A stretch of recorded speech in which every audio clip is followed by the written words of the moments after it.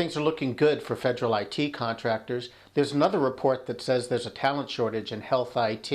And did you ever see the television show Green Acres? Well, Google it. It might tell you something about your future. I'm Mark Pfeffer, and this is the DiceTV update for Friday, October 14th, 2010.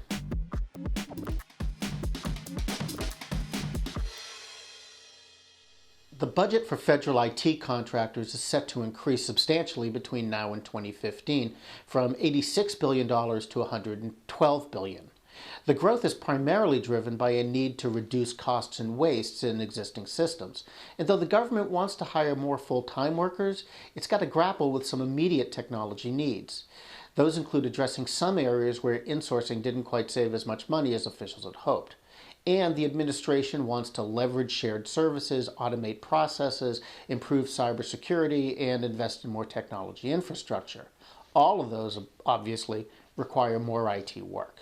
So the bottom line is, though the government wants to cut costs, IT is so important to its operation, and there's such a gap in federal tech expertise, spending here is bound to increase.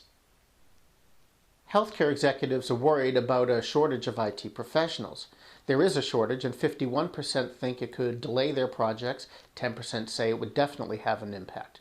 Remember, completion of electronic health records projects is often tied to receiving stimulus money. No EHR, no money.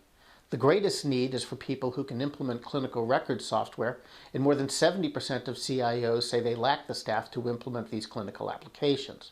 And also they're worried about retention. Their concern is that there's such demand, they're worried about poaching. So more tech jobs are moving to the country, places like Jonesboro, Arkansas, or Macon, Missouri. Now maybe these places aren't exactly hotbeds of urban chic, but there's a lot of development going on out there, a lot of businesses and government agencies that need tech help. So more IT professionals are starting to look for work there. Network World says that a lot of outsourcing companies have located in small towns because the costs are less out there, and that helps them keep their fees low for clients. But before you go rent a U-Haul, remember that the country lifestyle is a lot different from, say, Palo Alto or New York. And though some costs will be lower, you may have to take a lower salary too. That's it for this week. Kat Miller will be here with another edition of DiceTV on Wednesday, and I'll be back on Friday. Speaking of country, I'll be in Des Moines, Iowa.